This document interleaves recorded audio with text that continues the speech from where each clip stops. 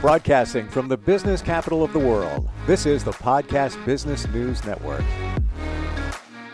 Welcome back, everybody. We are going to talk about something today that I feel that many of us ponder, wonder about, try to piece it together, and that is modern medicine, Western medicine, the way our system is designed, insurance companies, all of this. We're all involved in it. We all need medical help from time to time. We all need insurance. We all pay a visit to the doctor. It's not the same as it was years ago. What's going on here? We're going to talk with somebody who has a lot of insight, many different areas.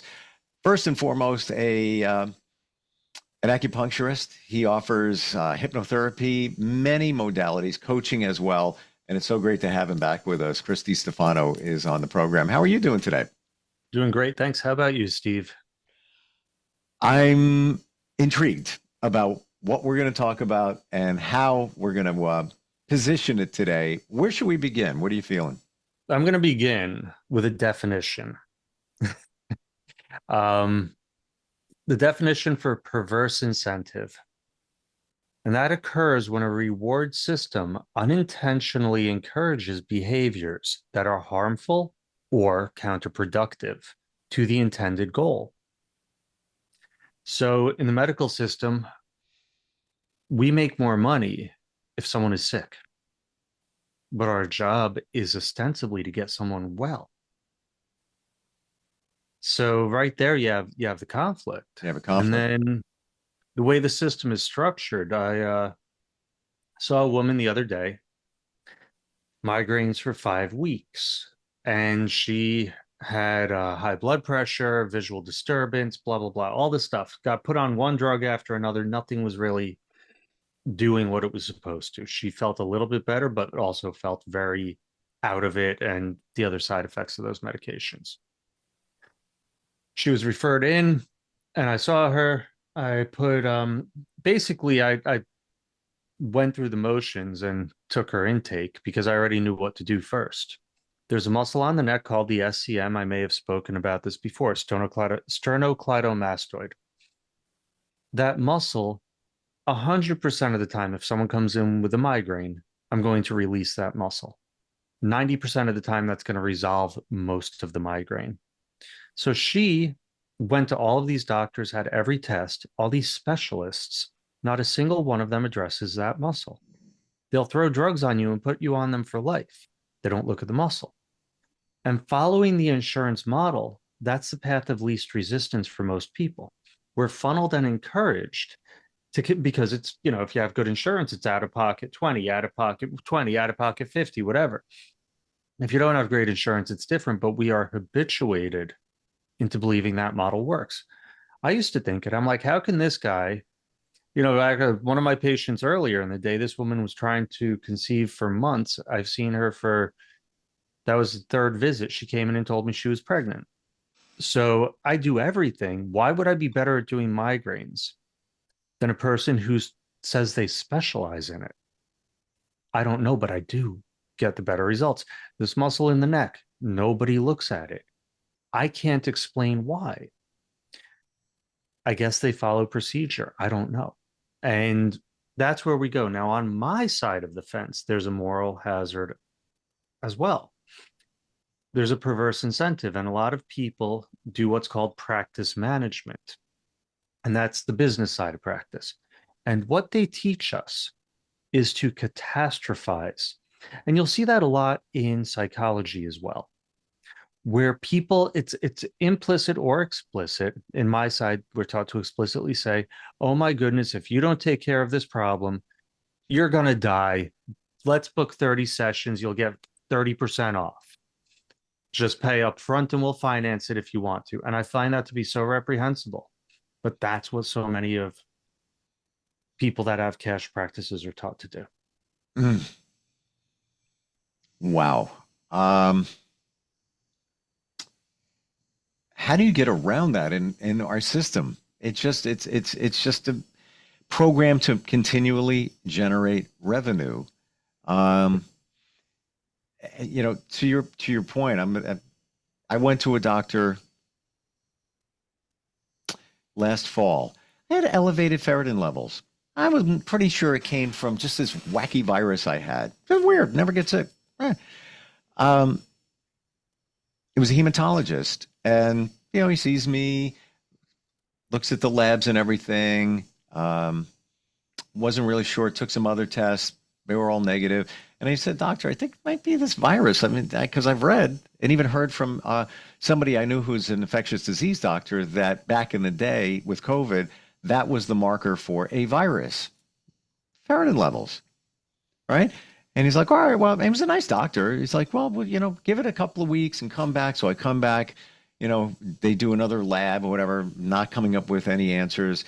And he's like, "All right, well, we'll do further testing." I'm like, "Well, wait a minute. I'm on the hook for this with my insurance. I got to hit this crazy deductible. I'm paying out of pocket for all of it." He's like, "Oh, well, then just let it go. We'll come back in a few months." Chris, just that journey alone, I don't even know the numbers, but I'm probably in for a couple of grand on that. And what was the end result? I got nothing. I have not gone back for labs yet. It's been, I don't know, 6 months or whatever. Check up on it. I'll bet you they're fine now. It just took time to mitigate. But there you go. Like once he heard that I'm paying, then it was like, oh, put the brakes on it, put the brakes on it. They're programmed to generate revenue. Yes. And because of the threat of lawsuits and the way compliance works, if a doctor deviates from standards, and standards are absolutely insane, let me tell you, you want to get something fun, read up about cholesterol, which our body makes, and read up on the side effects of statins, and read up on the good studies. It's not exactly something that standard of throwing statins at everyone, and they keep lowering the cholesterol numbers, very, very, very, very unhealthy. Statins are neuroprotective. Our liver makes it because it's an important, the cholesterol is neuroprotective, not statins. Our liver makes the cholesterol to help our body, not to spite us. And the statins interfere with the liver's ability to do its job. But they're prescribing it left and right. And if a doctor doesn't, they have to write up why they don't. So the whole system grinds you into being compliant. It's absolutely. I had a patient coming yesterday. This guy came in, he's telling me a whole long story, and it ends with, "So I had carpal tunnel surgery and my hand is still not so great." He told his wife, he knew I was going to give him the what for. And I did. I'm like, "Why didn't you see me first? It's your neck." But he has good insurance. He followed, one step leads to the next. Next thing you know, he has carpal tunnel surgery. That was a waste of time. These doctors, some of them are absolutely fantastic. I tell anyone, if you see a doctor who says, "I don't want to do surgery when you're at this point, then come back and talk to me," stick to that guy like glue. That's one of the ways to tell. And frankly, people have to remember, it's your body. My body, my choice. When you walk into that office, it's your choice. No one can tell you what to do. If you don't want to take something, if it doesn't feel right to you, if it goes against what you are, don't do it. No one's going to force you. People are like, "Oh, I don't want to be on this pill, but my doctor," and I'm like, who's there in the morning when you're taking your pill? Get a second opinion. You're so right. And we put medical professionals on a pedestal. And yes, there's a lot of training, a lot of great doctors, but doesn't mean they're right. Doesn't mean they're right. Just because they have a white lab coat and walk around with a stethoscope doesn't mean that they have all the answers. They're not miracle workers. They make mistakes. I experienced that even in the last 6 months with another situation where they told me I had stage 3 cancer. It was horrible. Oh yeah.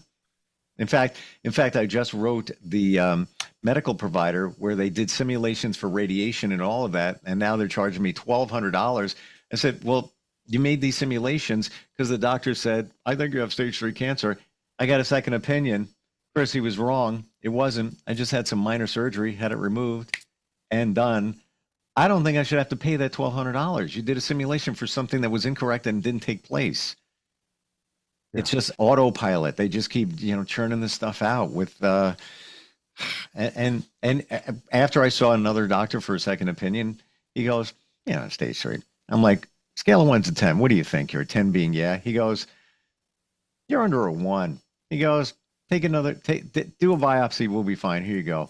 And he was right. He's right. Yeah. Crazy. And that's because you're a guy who knows who you are. A lot of people would have stuck with their original diagnosis and gone in that whole rabbit hole of unnecessary work. Chris, go with your gut. That's Always. where I remember that phone call when that doctor called me late January this year. I can tell you what time the call came in. It was 5:07 p.m. I'm sitting there. I'm like, stage what? And after this whole dissertation of everything that, he thought, we hang up. I'm like, whoa. But my gut said, something's not adding up here. Phone rings again. I pick it up.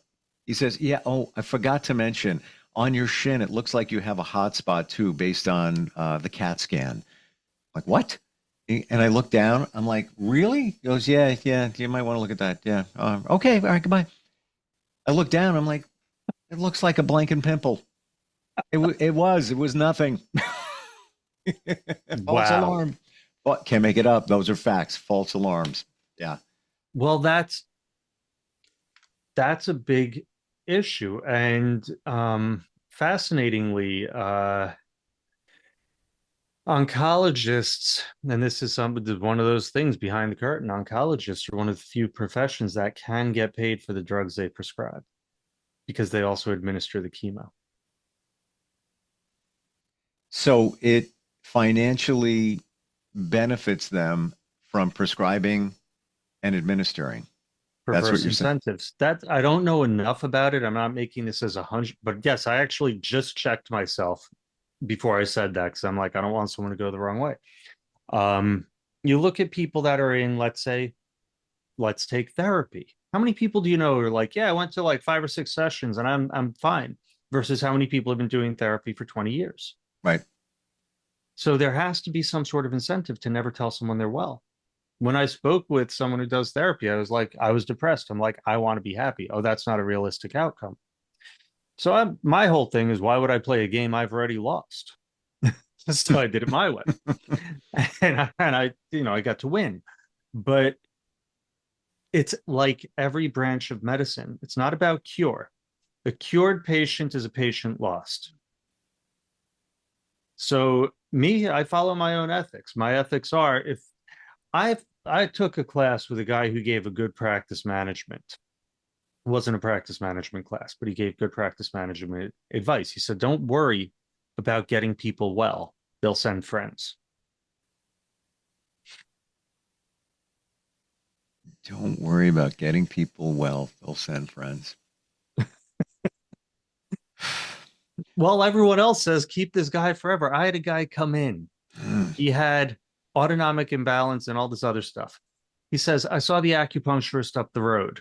I saw him for 30 visits. I didn't get better. I'm like, this man is obviously high-level sales, very low-level ethics, and probably not the best practitioner, because I got this guy better in 4 visits. I'm like, you went there 30 times and didn't get better and paid out of pocket. Wow. I can't. And we're not throwing medical practitioners under the bus here. There's good and bad everywhere. It's just a different view of what is happening or can be happening in our system. Looking behind the curtain here, I'm not surprised, but it's like hearing it, coming from you is it's uncomfortable that we have to even think that way. Even medical research, look at how much money's been spent on the research, but we have declining health at this point and declining lifespan. So what did it all do? And so much of it is administrative costs that go in. There's so many people that profit from point A to point B. It's very hard to find in basically any field at this point. It's almost like our society has reached a point where we're done improving and now we're just sort of churning. And medicine is one of the most obvious. We're maintaining. We're maintaining. That's what it sounds like. Maintaining would be a lovely way to put it. Mm, That's because maintaining implies holding. We're actually declining because we're okay. just squandering resources. And we're not. This is what bothers me the most. I'm going to go back to that woman with the migraines. I've had patients suffering for years, some decades before they see me. I'm a pretty smart guy, but I'm not that smart that I should be able to outdo all the experts. Why is the model not addressing the causes in any of these people I see? And they see the best people for migraines. It's like the doctors, and because everyone's following the standards of care and no longer looking at a human being, looking at a full person. Like, I take what I do very, very seriously because this is a person's life. They're coming to me to help them. They've probably seen a lot of other people. My job is to do everything I can. And I can't wrap my head around someone who doesn't. Same way. I think the same way. How can you knowingly not do the best for that person? Yeah. But maybe some people think that they are. I don't know how that would be. Even in the case of the doctor I saw that said, "Oh, you're paying for it? Oh, no, no, tap the brakes on that." Well, why does it matter? Yeah. Why does it matter? And I just got another bill from that doctor. I didn't even look. What is that? $192. What is that? Well, part of what I do I'm very, very, very, very lucky.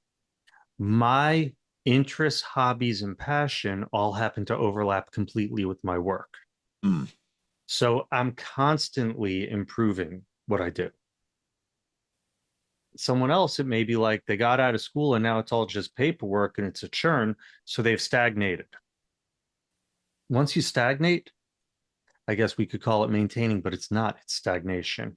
Yeah. And life does not like stagnation. So what you're delivering is going to be, it's not from the subpar. heart. It's going to be subpar. Yes. Mm. What's your advice for the average person? You have a challenge, you go to the doctor. What should we do? Should we question it? Second opinion? I don't know. I'm throwing things out there. I don't know. What's your coming from the eyes of the lens of a medical practitioner? What would you suggest? First thing I suggest is focus on your lifestyle. Look at your stress. I had a woman come in yesterday, a patient I've seen for a while. I haven't seen her for a bit, but I've known her for a long time. Her hip was killing her, but we're talking and she's like, there's something that's been vexing me for a really long time. And she knows me, so she hasn't told anyone else about this. But as we talked through it, she saw the way to handle it. Because I'm like, that's the only thing that's going to fix your body. So where you're holding stress, get your body moving, watch what you eat, reduce your stress. I'm not answering your question, but I kind of am because this is what's going to keep you out of the doctor's office. Once you go there and they tell you something, you nailed it, Steve.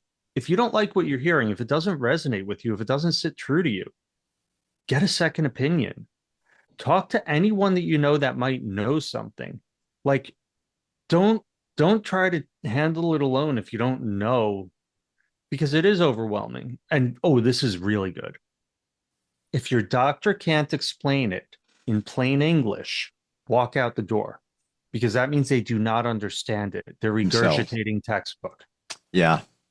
And I'm a big proponent of your intuition, and that medical challenge I had. My intuition was screaming at me. No, Yeah. This is connected to that virus you had. This is not, doesn't make sense. No. And I kept searching and found the answer. I don't know everything, but I listened to my intuition, and it right away was literally screaming at me, especially when the doctor called back and said, I have a hot spot on my shin and it was a pimple. Like, Okay. And what do I know what a pimple looks like? I don't know. Could not. Maybe it wasn't. I don't know, but I know my intuition said, and it said, nope, that's not. You're good. You're good. But of course, I had to get to that point of feeling better Yeah. with another doctor and another test. But it comes down to, I guess, when it comes to your health, you are your own advocate. You're it. You That's it.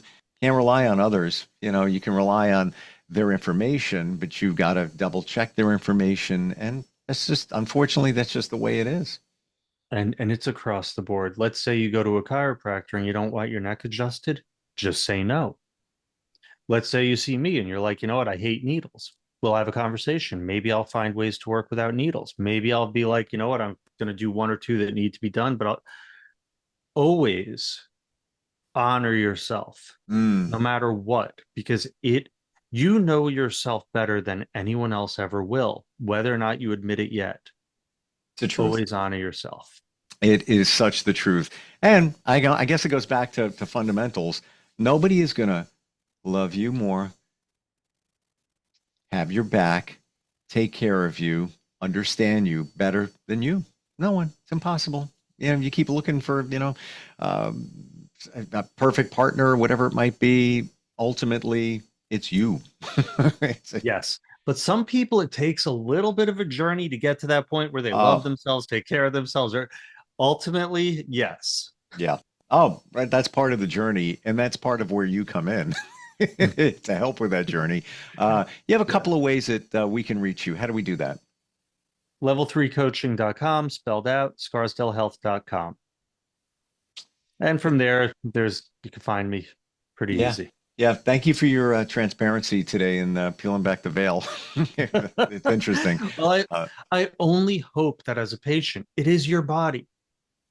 It is your choice. My body, my choice. That is the most applicable thing. You do it. And think of it this way too. You're making a purchase when you go to a doctor. You have a copay. You have a deductible. You're making a purchase. Never forget that. We just take it for granted. Oh, I have insurance. No, there's money that is being spent. Would you just walk into a store and just close your eyes and just grab anything off the shelf and throw your credit card? No, got to keep it. There's financials involved here as well. I literally tell that to clients and patients. I say, this session is for you. It is not for my benefit. If at any point, blah, blah, blah, if you want me to, blah, blah, blah. So I want those lines of communication open. Sure. Because usually I can find the resistance before they even know it's there or say anything. But yeah, otherwise, speak up. It's important. Thank you for today. Appreciate it. Thank you, Steve. We'll be right back.